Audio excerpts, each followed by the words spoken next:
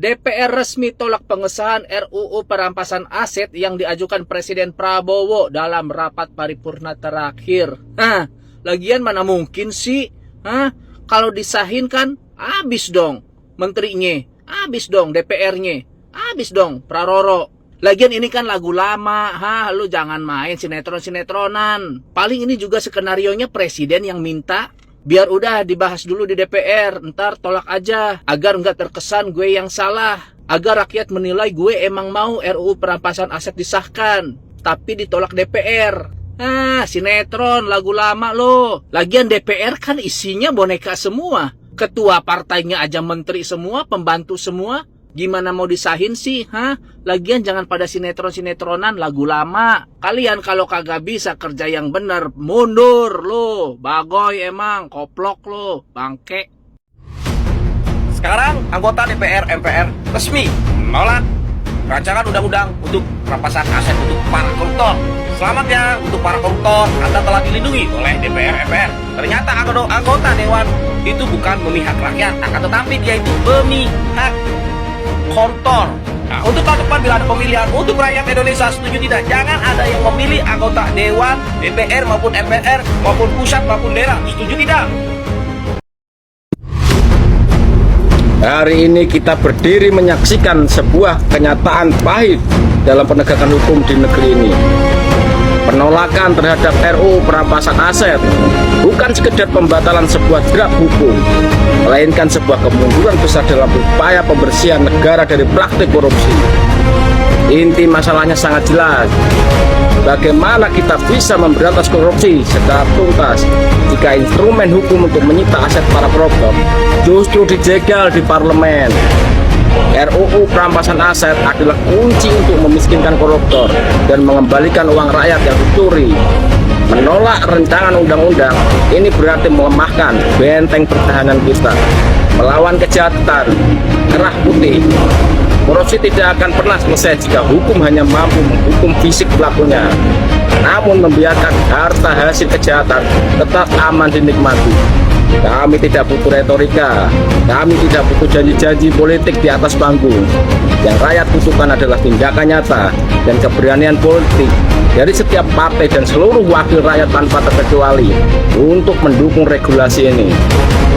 Mari kita kawal bersama, jangan biarkan agenda pemberantasan korupsi kalah oleh kepentingan kelompok. Kembalikan hak rakyat, sahkan undang-undang perampasan aset. Salam waras.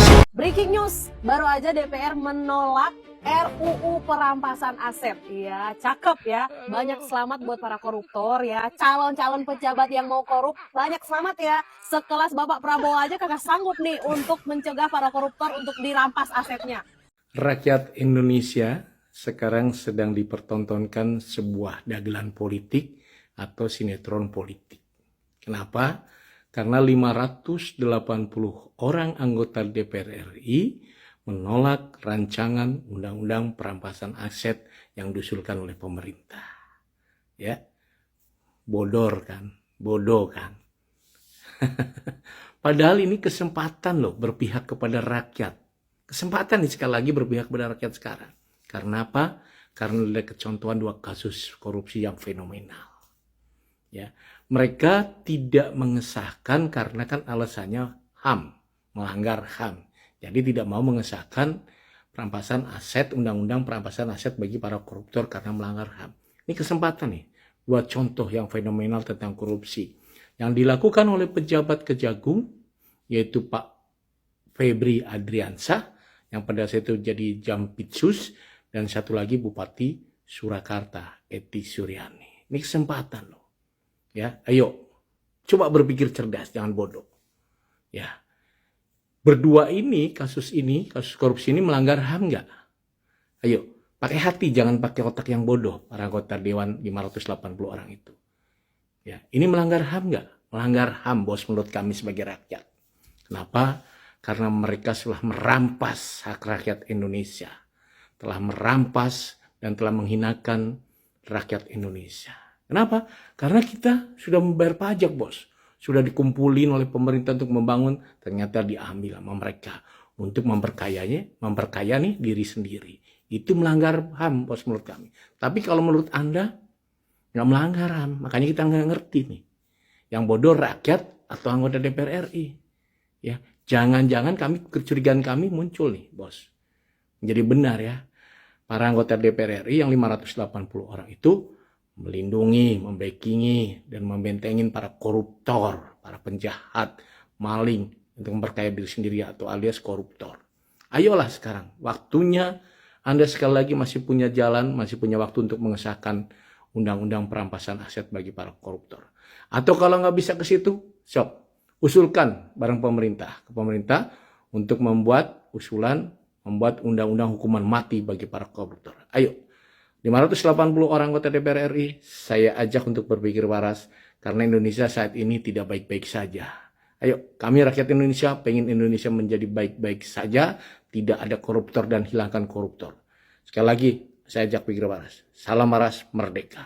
Presiden desak RUU perampasan aset. DPR jawabannya belum bisa disahkan karena bertentangan dengan HAM. Disclaimer dulu, gua cuman membacakan artikel dari Instagramnya Vincent Lianto. Jangan lupa follow guys. Kita baca selengkapnya bareng-bareng. RUU perampasan aset sudah tertahan di DPR selama belasan tahun sejak draft pertamanya diajukan pada tahun 2008. Presiden meminta RUU ini segera disahkan karena ngotot ingin membasmi korupsi dan memiskinkan koruptor. Bahkan menjadikannya prioritas utama di pemerintahannya. Menurutnya, sistem hukum saat ini terbukti gagal memulihkan kerugian negara. Lanjut, desakan publik serta lobi politik intensif berhasil memaksa DPR memasukkan kembali RUU ini ke prolegnas prioritas DPR RI 2025 sampai 2026. Sejak Januari 2026. Komisi 3 DPR RI sudah mulai aktif menggelar pembahasan draft dan rapat dengar pendapat umum alias RDPU bersama para akademisi. Lanjut guys, masih panjang ini ya. Meskipun bola panas pembahasan draft sudah berjalan di Komisi 3 DPR RI, proses tetap berjalan sangat lamban dan alot. DPR RI terus menunda dan membuat RUU perampasan aset mandek karena aturan ini memuat mekanisme yang sangat ditakuti oleh sebagian para politisi dan elit parpol. Masih ada, lanjut lagi guys. Analisis mesin penbunbun karir politik, tanda tanya. Nomor 1,